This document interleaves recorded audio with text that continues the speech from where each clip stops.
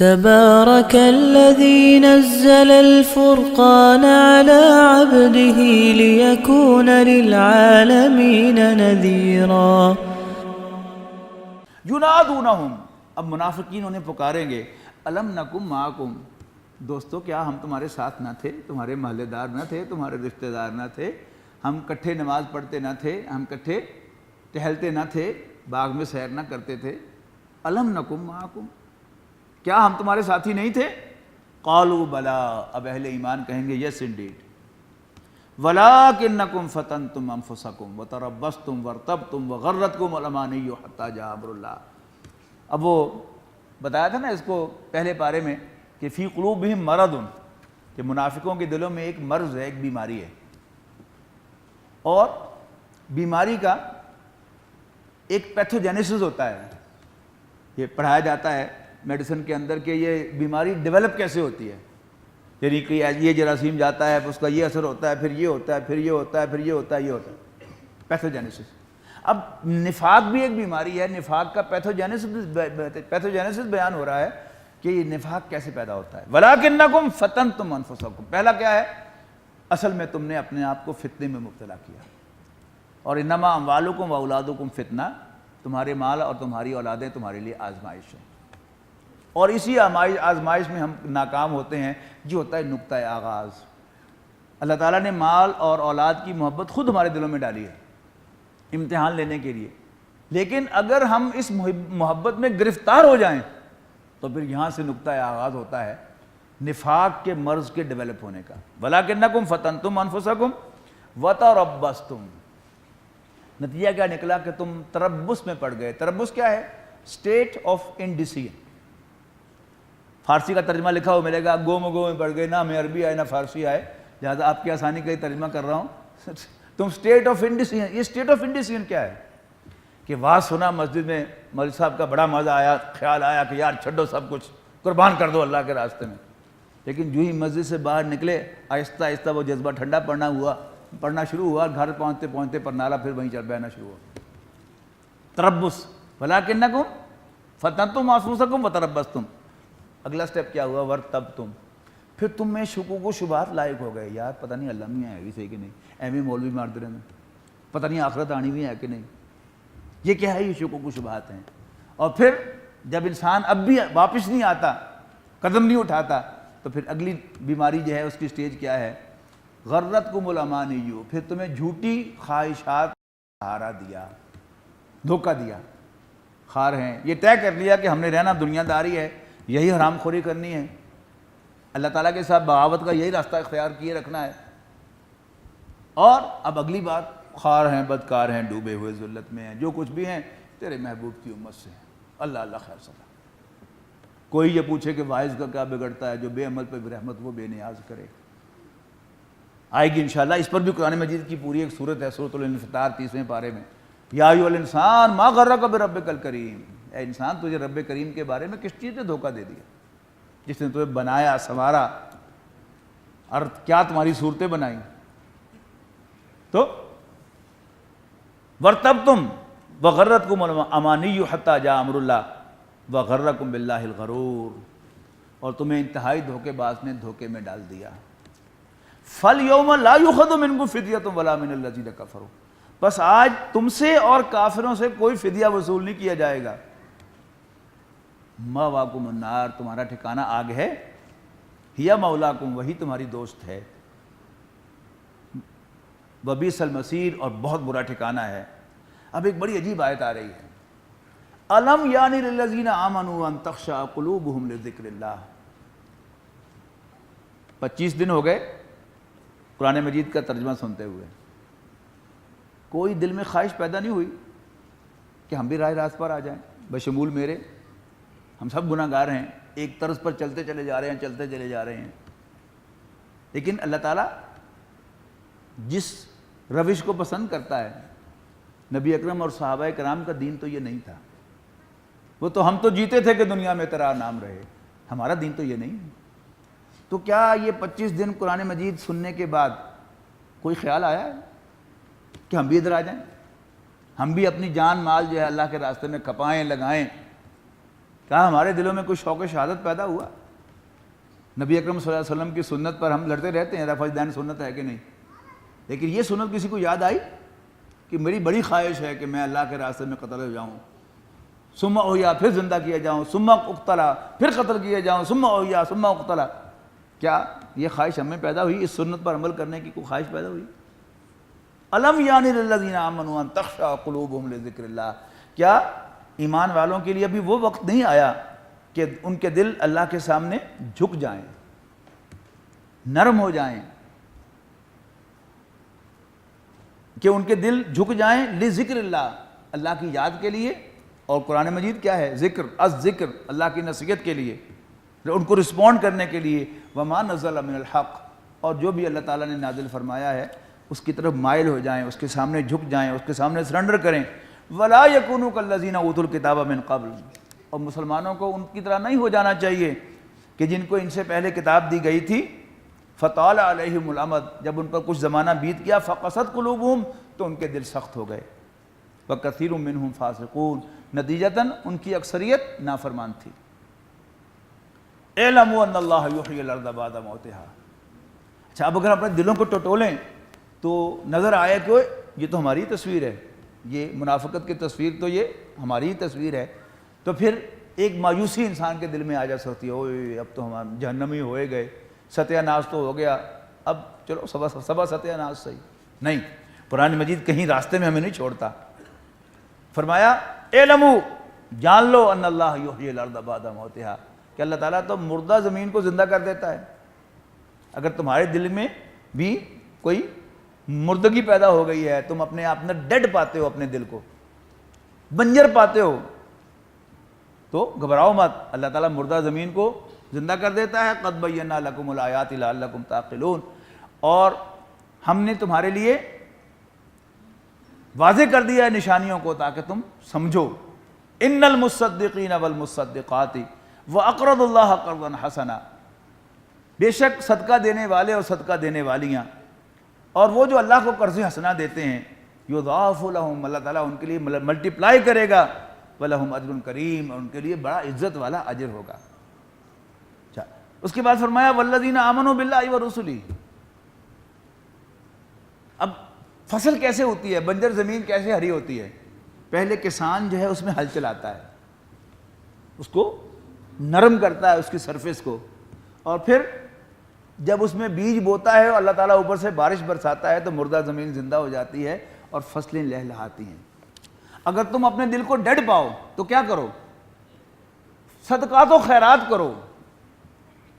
دیکھیں نا، ہم میں سے کوئی بیمار ہوتا ہے تو صدقہ دیتا ہے اس کے لیے کہ اللہ تعالیٰ اس تکلیف کو دور کر دے، اس بیماری کو ٹال دے۔ جو ہمارے دل میں بیماری پیدا ہوئی ہے، اس کو ٹالنے کے لیے بھی کبھی ہم نے صدقہ دیا کہ میرے دل میں اللہ تعالیٰ کی طرف رغبت نہیں رہی، میں صدقہ دوں تاکہ میرا دل اس کی طرف راغب ہو جائے۔ تو ان المصدقین والمصدقات واقرضوا اللہ قرضا حسنا، کہ صدقات و خیرات کرو، اللہ تعالیٰ کو قرض حسنا دو، اللہ کے دین کے راستے میں لگاؤ، تو کیا ہوگا؟ یضاعف لہم، اللہ تعالیٰ اس کو ملٹیپلائی کرے گا، ولہم اجر کریم، اور ان کے لیے عزت والا اجر پیدا ہوگا۔ پھر مثال دی، پھر یہ نہ سمجھنا تمہارے دلوں میں اگر ایک دفعہ نفاق پیدا ہو گیا ہے تو تم کبھی اونچے مراتب حاصل نہیں کر سکتے، نہیں، صرف نبوت کا مرتبہ بند ہو رہا ہے، اور وہ اللہ تعالیٰ کی طرف سے ہمیشہ وہابی ہے، عطا کرتا ہے۔ باقی ہائیسٹ لیول کے جو مرتبے ہیں، صدیقین اور شہداء، وہ بھی تمہارے لیے کھلے ہوں گے۔ والذین آمنوا باللہ ورسلہ، یعنی پہلے دل میں ہل چلاؤ اور پھر اوپر سے ایمان کی بارش کرو، قرآن مجید اس کو اپنے دل کو سناؤ، اپنے دل میں اتارو، تو کیا ہوگا؟ تمہارے دل میں ایمان کی فصل لہلہائے گی اور منافقت نکل جائے گی، اور تم ہائیسٹ لیولز تک جا سکتے ہو۔ اور وہ ہائیسٹ لیول کیا ہے؟ والذین آمنوا باللہ ورسلہ اولئک ھم الصدیقون والشہداء عند ربہم لہم اجرہم ونورہم، ان کے لیے ان کا اجر بھی ہوگا اور روشنی بھی۔ والذین کفروا وکذبوا بآیاتنا، اور وہ لوگ جو کفر کریں گے اور ہماری آیات کو جھٹلائیں گے، اولئک اصحاب الجحیم، یہی جہنم والے ہیں۔ وقت اگرچہ زیادہ ہو گیا ہے، لیکن حضرت عیسیٰ علیہ السلام کا ایک قول جو اس وقت کی بائبل میں لکھا ہوا اب بھی ہے، معلوم ہوتا ہے کہ یہ کلام نبوت ہے، کہ آپ اپنے حواریوں سے کہتے ہیں کہ تم زمین پر جمع کرتے ہو جہاں کیڑا لگنے کا بھی ڈر ہے اور چوری ہونے کا بھی اندیشہ، آسمانوں پر جمع کرو جہاں نہ چوری ہوگی نہ کیڑا لگے گا. اور میں تم سے سچ کہتا ہوں جہاں تمہارا مال ہوگا وہیں تمہارا دل ہوگا. آپ نے ایک ہیوی انویسٹمنٹ کی ہو کسی کاروبار میں تو اس کی چنتا لگی رہتی ہے کہ نہیں؟ تو یہی مال جب اللہ کے راستے میں لگے گا تو دل میں کون آئے گا؟ اللہ آئے گا, اللہ کی یاد آئے گی. اعلموا انما الحیاۃ الدنیا لعب ولہو وزینۃ وتفاخر بینکم وتکاثر فی الاموال والاولاد. یاد رکھو, جان لو, دنیاوی زندگی کھیل تماشا, زینت, تفاخر آپس میں, اور ایک دوسرے پر مال و اولاد میں فخر کرنا. یہ 5 سٹیجز ہیں انسان کی زندگی کی. پہلی سٹیج کیا ہے؟ لعب, کھیلنا. بچہ جو ہے وہ صرف کھیلتا ہے, اس میں کوئی جذبات نہیں ہوتے.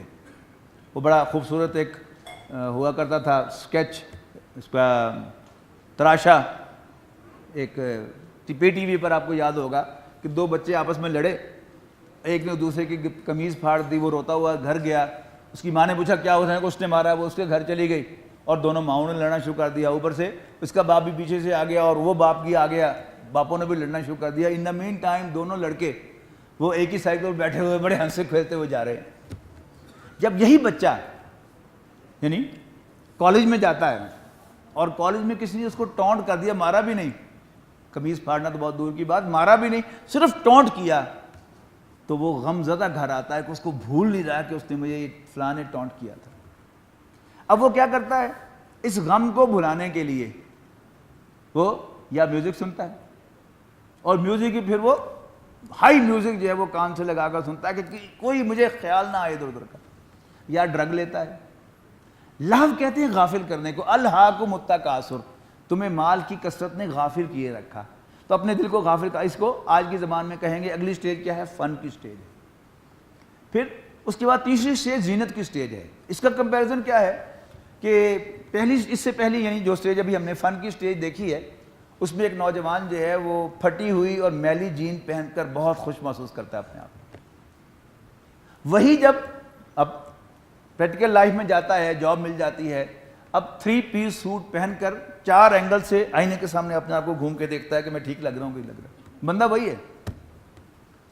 اور کسی بوائز ہاسٹل میں جا کر آپ دیکھیں تو کسی نوجوان کا کمرہ جو ہے وہ کوڑے کے ڈھیر سے کم نہیں ہوتا. عورتوں کے لڑکیوں کے ہاسٹل میں کبھی جانا نہیں ہوا کہ وہاں کیا کیفیت ہے, لیکن لڑکوں کی تو یہی کیفیت ہوتی ہے. اب وہی جب گھر بار والا ہو جاتا ہے تو گھر صاف نہیں ہے تو بیوی کو, ملازموں کو ڈانٹ رہا ہوتا ہے, کیا گند مچایا ہوا تم نے. یہ کیا ہے؟ یہ اگلی سٹیج ہے. پھر اگلی سٹیج جو ہے وہ کیا ہے؟ وہ تفاخر کی سٹیج ہے. جب انسان یہ تقریباً آپ ایوریج 10 سال کی یہ سمجھیں, یعنی mid 20s تک جو ہے وہ سٹیج ہے وہ لہو والی, فن والی. اور پھر اگلی سٹیج کیا ہے؟ وہ 10 سال سمجھیں کہ 25 to 35 پلس مائنس, یہ زینت کی سٹیج ہے. اس کے بعد انسان اپنے پروفیشن میں سیٹ ہو جاتا ہے اور اسے فخر ہوتا اپنے آپ پر بے تحاشا. کوئی استاد ہے تو وہ سمجھے گا کہ میرے جیسا لیکچر کوئی نہیں دے سکتا. کوئی سرجن ہے تو اس کو یہ غلط فہمی ضرور ہوگی کہ میری جیسی سرجری کوئی نہیں کر سکتا. کوئی وکیل ہے تو اسے یہ غلط فہمی ہوگی کہ میری جیسی بحث کوئی نہیں کر سکتا. سو مچ سو کہ جس آدمی کی دنیا میں کوئی پذیرائی نہ ہوئی ہو وہ بھی دل ہی دل میں سوچتا ہے کہ بندہ تھا میں بڑا کمدہ سا, پر اسے ہیرے دی لوگوں نے قدر نہیں کی تھی. یہ قرآن مجید کا ایک لفظ ہے وہ ہیرا ہے. سچ جانیے, پڑھ کے دیکھیں قرآن مجید کو. تفاخر ایک سٹیج ہے اور اس کے بعد تکاثر ہے. پھر جب وہ 50 کے قریب پہنچتا ہے تو ڈکلائن شروع ہو جاتا ہے اس کا.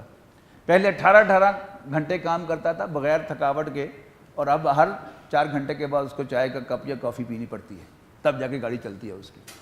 پہلے وہ اپنے ذکر کرتا تھا, اب وہ بچوں کے ذکر کرتا ہے. جی میرا فلانا بیٹا ایڈا ڈاکٹر بن گیا, فلانا انجینئر بن گیا, فلاں CSS کر گیا. اب یہ کیا ہے؟ تکاثر اور بینک بیلنس, اس کو بڑھانے کی فکر. حالانکہ جا وہ قبر کی طرف رہا ہے, لیکن سارا جو بنا کے آ رہا ہے دنیا کو. کمثل غیث اعجب الکفار نباتہ, اس بارش کی طرح کہ جو خشک کر دیتی ہے کسانوں کو اس کی کھیتی. ثم یہیج, پھر وہ پک جائے. فتراہ مصفرا, پھر وہ زرد ہو جاتی ہے.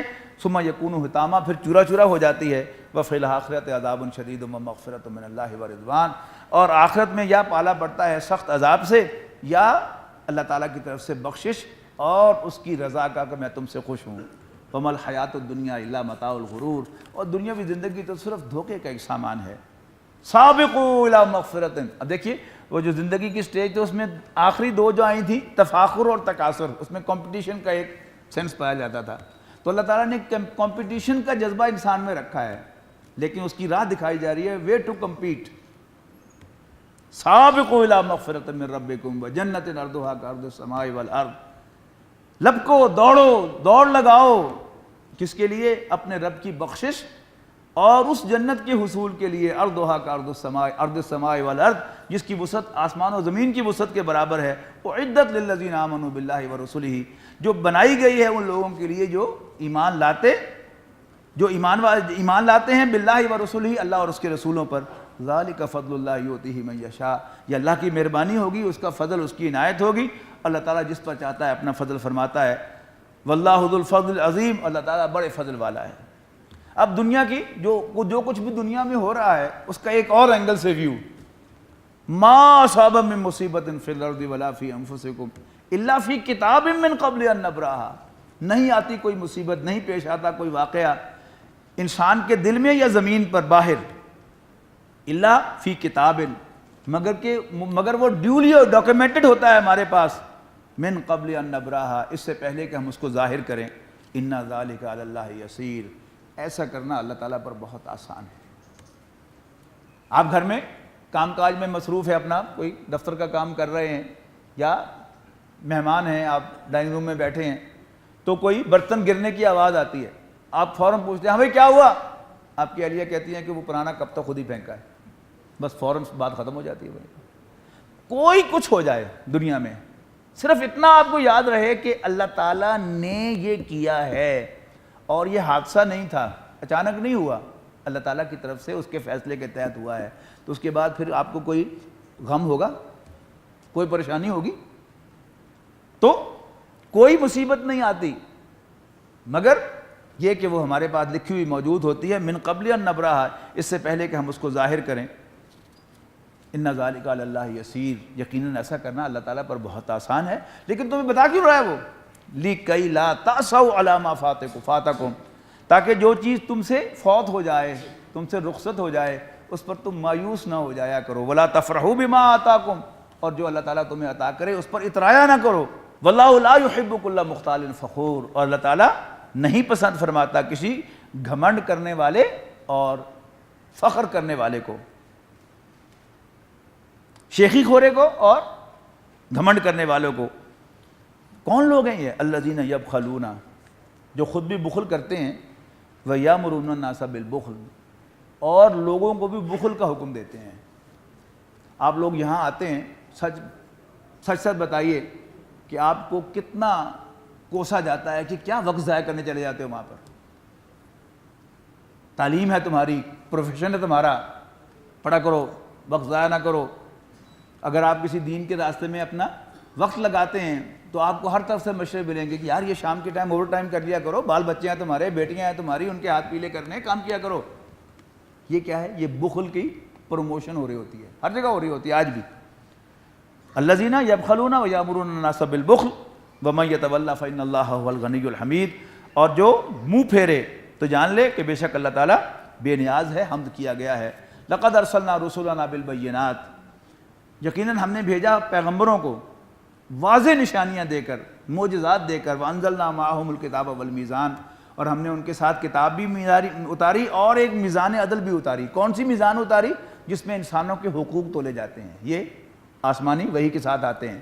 لیقوم الناس بالقسط، تاکہ لوگ عدل پر قائم ہو جائیں.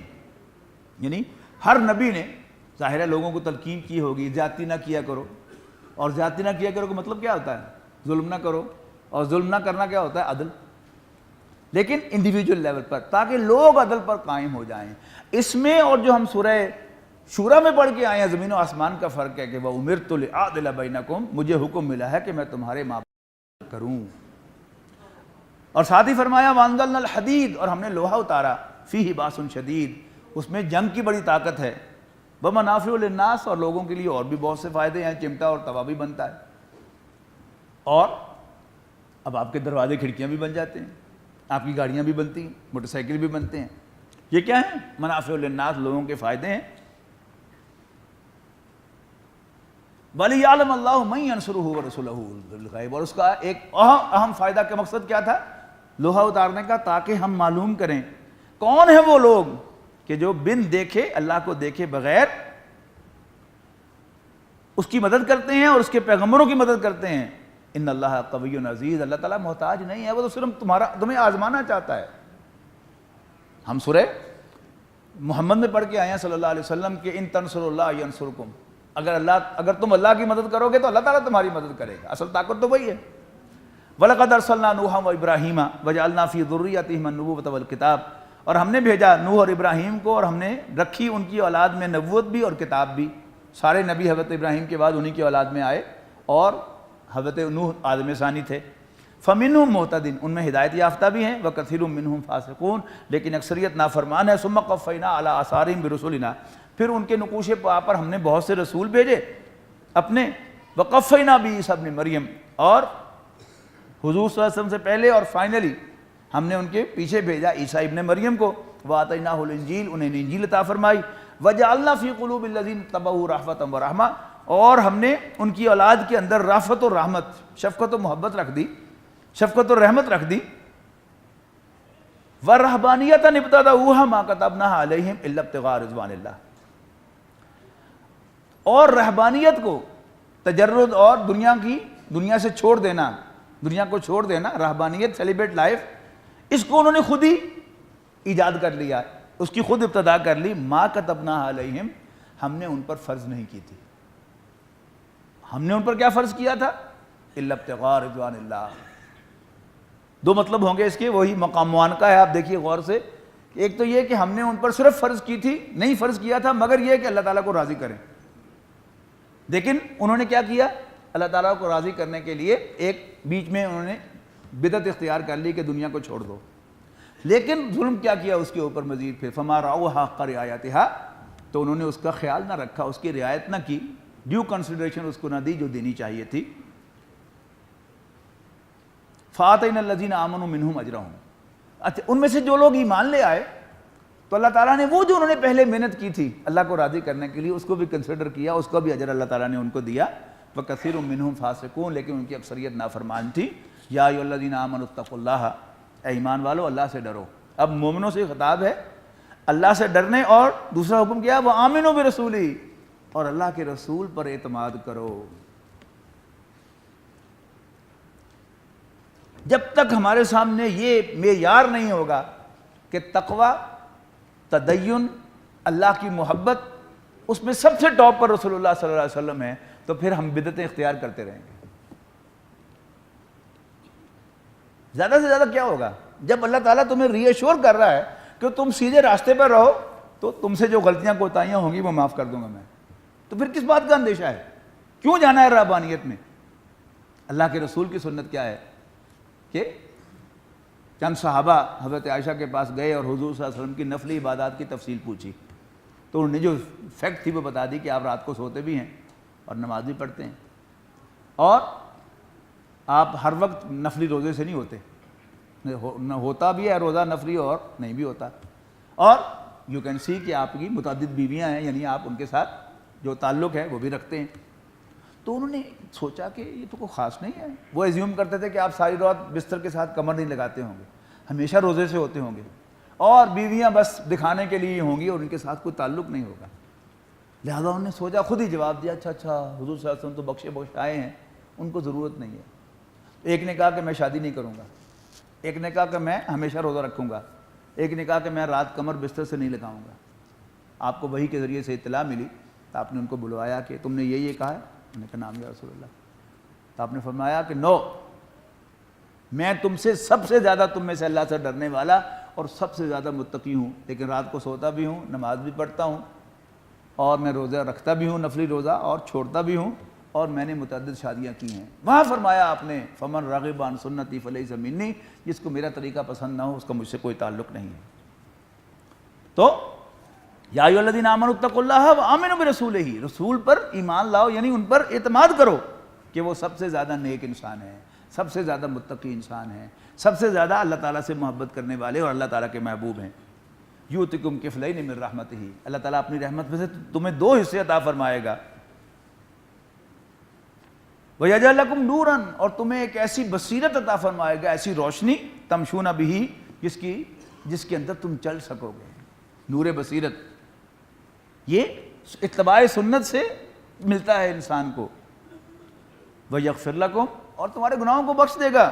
وَاللَّهُ غَفُورٌ رَحِيمٌ، اللہ تعالیٰ بخشنے والا مہربان ہے۔ لِأَلَّا يَعْلَمَ أَهْلُ الْكِتَابِ، تمہیں یہ روش اختیار کرنی چاہیے تاکہ اچھی طرح جان لیں اہل کتاب، اللہ يقدرون علی شیء من فضل اللہ، کہ اللہ تعالیٰ کے فضل میں سے ان کو کوئی اختیار حاصل نہیں ہے۔ وَأَنَّ الْفَضْلَ بِيَدِ اللَّهِ، اور اللہ تعالیٰ کا فضل سارا کا سارا اس کے اپنے ہاتھ میں ہے۔ یؤتیہ من یشاء، وہ جس پر چاہتا ہے فضل فرماتا ہے۔